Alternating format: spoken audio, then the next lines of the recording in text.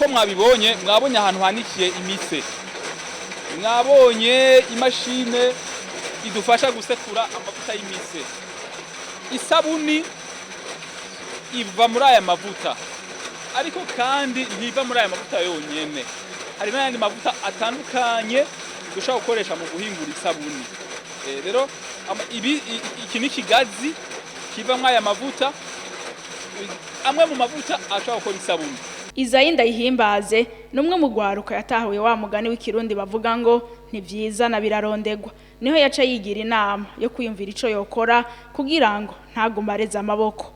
Nari nsanzwe meze ukuntu nari umuntu yifuza kuva ku bavyeyi kuba ndiko ndabasaba utuntu, naho vy'ukuri hari ivyo nari nimaze kwishikanako. Narasaba ingurana abagenzi, nkamubwira ati ngurana uyu akampa agenda nkakoresha utwo nshoboye, hama mugabo nkaba ndiko nditegura gusaba ideni uyundi muntu, nkaca ngenda nkamuriha muri rya deni rya mbere, hama nkasura nkakoresha, nkasura nkagenda nkasaba uyundi. Nagumye nsaba amadeni mugabo ideni gishura irinde, mugabo je nkaguma ku kivi canke ku isoko.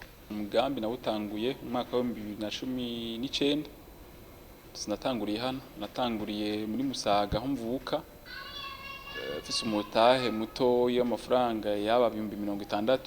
Nahereye ku sabuni nkora amasabuni y'amashampinyo, abakubazi vy'amasabuni nyene bikorwa additif cyangwa ibyo bintu twongeramwo zari champinyo n'amakaroti n'ibindi. Ivyo bintu byaramenyekanishije mu nyuma, ndadandaza cane. Undi munsi nza kwisanga ndiko nkora ngaha muri quartier industrielle. Amaze kuja ku kivi, umugambi wa leta paeje ujeje gushigikira ugwaruka mu kwitunganiriza imigambi waramuhaye ingurane. Mbega ubu Izayi ageze ku ntambwe yihe? Ngereranije aho narindi naho paeje naho imaze kuzangeza no munsi hari hitandukaniro, kubera ko icambere cyo nk'igitangura navuga yuko umuntu yakora umwanya wose yari jewe jenyene, nta buryo bwinshi nari mfise fondo hore imeze neza, sinashobora kwigurira ivyuma nkenera uko ndabigomba. Mugabo paeje imaze kunyavariza nkaronka amafaranga y'ingurane, narashe kugura utwuma tumwe ndashiramo abakozi bashasha bashobora kumfasha. Ni uno munsi mfise equipe yugaye imeze neza, idandaza neza, ikashikana ibintu kure. Nikora yuko paeje wanashaka nyene icubahiro yashizeho umugambi, hari ico vyafashije mu kwandi ko ndakora. Ihinguriro Biosan rirahingura ibitandukanye, aho twovuga nk'amasabuni hamwe n'amavuta yo kwisiga. Niyo Kwizera Dieudonné ajeje igisata c'ubudandaje mu ihinguriro Biosan arabitubwira neza. Bimwe mu byo dusanzwe dukora tugashikana no ku masoko, bamaze kubabarira ko muri Maison Isane dusanzwe dukora ibintu bijanye n'amasabuni, amavuta.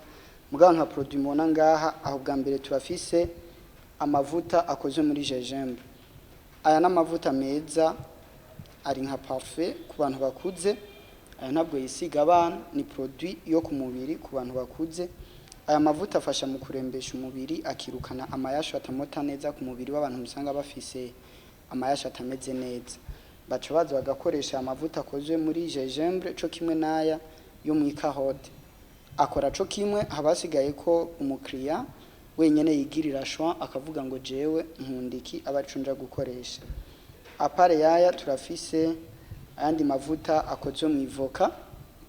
Aya mavuta akozwe mu ivoka na mavuta yo mu mushatsi. Aya mavuta arafasha umushatsi akawukingira gucika, arabyimbisha umushatsi agatuma umushatsi uremba.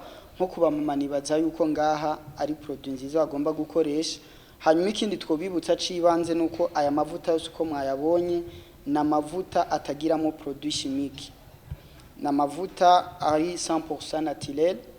Amavuta uri kurakoresha atangaruka nimwiza kugaruka haba ku mushatsi wawe canke ku rukoba rwawe.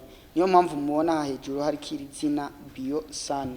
Nkuko yagerageje kubisigura umuyobozi, bio dusanzwe tuzi ko ari ibintu bijanye n'amagara abantu tumaze kumvamo bio harimo ime. Hama turafise nandi mavuta yo yari yatanguranye n'iryo zina bitwa Biosan. Aya n'amavuta yisiga twe tuyategurira abana bakiri bato bato.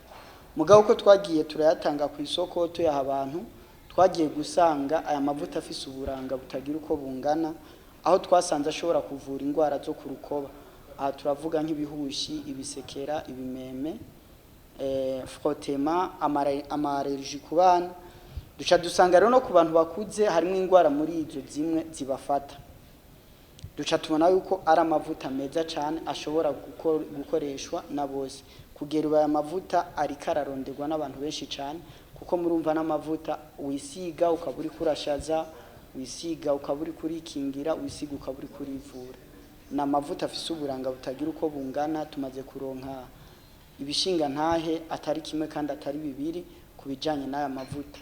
Ari nayo mpamvu duhamagarira abantu bose bariko baradukurikirana kuri no mwanya kuba botumako ano mavuta bakayarondera bakayakoresha. Twaramaze kuyashikana ku isoko aho dusanzwe dukorera henshi. Ari nayo mpamvu twipfuza ko ibyiza bitogarukira ngaha, igihugu cyose cyo bimenya mbese aganasohoka n'imbibi. Barashimira leta n'indongozi ukuntu babafata mu mugongo bakabashigikira mu kwitunganiriza imigambi. Novuga ko hari ikintu cyiteka kubona intwaro ibandanya isanga ugwaruka kukivaho rukorera, bakabona by'ukuri byo dukora. Nibaza ko ari ikintu kidasanzwe kizotuma natwe bw'ugwaruka twishimira gukora n'inguvu nyinshi, kuko tubona ko dufise ababyeyi badukunda babandanya badufata mu mugongo. Ndakunda ukungena abarongozi guhera kuri nyene icubero gushika ku muntu hasi. Ubunye ntibacihutira guhana umuntu ngo basanze ibivyamugoye, ahubwo baca bamuhamagara ahantu witwaye nabi, aho ibikora gutya byari kuba byiza gusumvya. Nibaza ko ni nayo mpamvu idasanzwe ishobora gutuma n'abanyamitahe b'abanyamahanga bashobora kuza ngaha mu Burundi. Bahamagarira urundi gwaruka kutisuzugura, kuko ngo nta wunanirwa atagerageje.